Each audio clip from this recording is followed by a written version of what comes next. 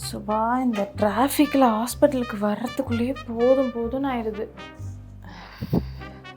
என்னக்கா இவ்வளோ சீக்கிரமாக வந்துட்டீங்க? டாக்டரே 9 மணிக்கு தான் வருவாங்க. இல்லைம்மா, வீட்டில் நிறைய வேலை கிடக்கு. வெள்ளனே வந்து டாக்டரை பார்த்துட்டு போயிட்டோன்னா அப்புறம் கூட்டம் இருக்காதுன்னு சீக்கிரமாக வந்துட்டேன். அப்படியா? சரி. வெயிட்டும் பிபியும் செக் பண்ணிட்டு உட்காருங்க. டாக்டர் இன்னும் ½ அன் ஹவரில் வந்துடுவாங்க. பிறந்து 9 நாட்களே ஆன பெண் குழந்தையை கொன்ற கொடூர தந்தை கைது. 3வதாக மீண்டும் பெண் குழந்தை பிறந்ததால் ஆத்திரத்தில் விபரீத செயல். ஆத்தாடி, உள்ளதாச்சி பிள்ளைங்க வந்துட்டு போகிற ஆஸ்பத்திரியில் இந்த மாதிரி செய்தியை போடுவீங்க? முதல்ல அதை ஆஃப் பண்ணுங்க. அங்கங்கே ஊர் உலகத்தில் குழந்தை குட்டி இல்லைன்னு கோவில் குளம் ஆஸ்பத்திரின்னு அலைஞ்சிக்கிட்டு இருக்காங்க. இவங்களுக்கெல்லாம் எப்படி தான் பிஞ்சு குழந்தைய கொல்ல மனசு வருதோ? அப்படி வளர்க்க முடியாம இருந்தா எதுக்கு புருஷனும் பொண்டாட்டியும் ஒன்னா படிக்கணும்? தள்ளிப்படுத்தி தொலைய வேண்டிதானே? அப்படி நம்ம சொல்ல முடியாதுல்லக்கா. ஏன்னா தமிழ்நாட்டுல பொருளாதார வசதி இல்லாதவங்க நிறைய பேர் இருக்காங்க. இப்படி பணமும் வசதியும் இல்லாததுனால புருஷனும் பொண்டாட்டியும் ரூம்ல தள்ளியே படுத்துட்டு இருக்க முடியும்? காமம்னு ஒரு உணர்ச்சியும் இருக்குல்ல. அதுக்குன்னு புள்ளைய பெற்று இப்படியா கொண்டு போடுவாங்க? இந்த கருத்தடை கிருத்தடன்லாம் சொல்றாங்களே, அதெல்லாம் கவர்மெண்ட் ஆஸ்பத்திரியில் கேட்டு வாங்கி ஒழுங்காக இருந்துக்க வேண்டியதானே?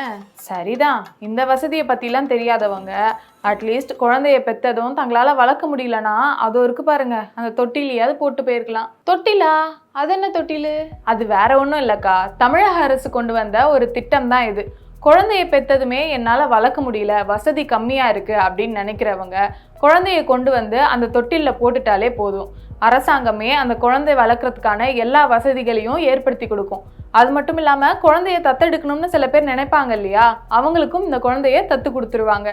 அதுக்கப்புறமா அந்த குழந்தை நல்ல குடும்பத்தில் ரொம்ப சந்தோஷமாகவே இருக்கும். அப்படியா?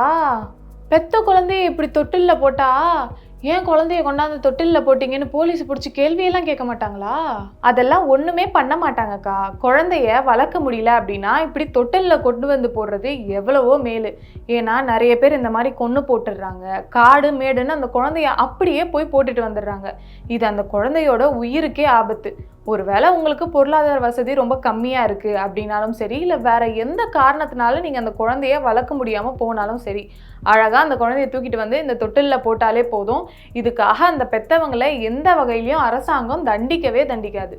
ஓஹோ, நல்ல திட்டமாக தான் இருக்குது.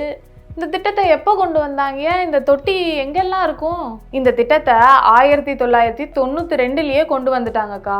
கவர்மெண்ட் ஹாஸ்பிட்டலு, இந்த ஆரம்ப சுகாதார மையம், இந்த மாதிரி எல்லா கவர்மெண்ட் ஹெல்த் சென்டர்லையுமே இந்த தொட்டில் இருக்கும். அதே மாதிரி வருஷம் இந்த திட்டத்துக்கான நிதியையும் ப்ராப்பராக அலோகேட் பண்ணிக்கிட்டே தான் இருக்காங்க.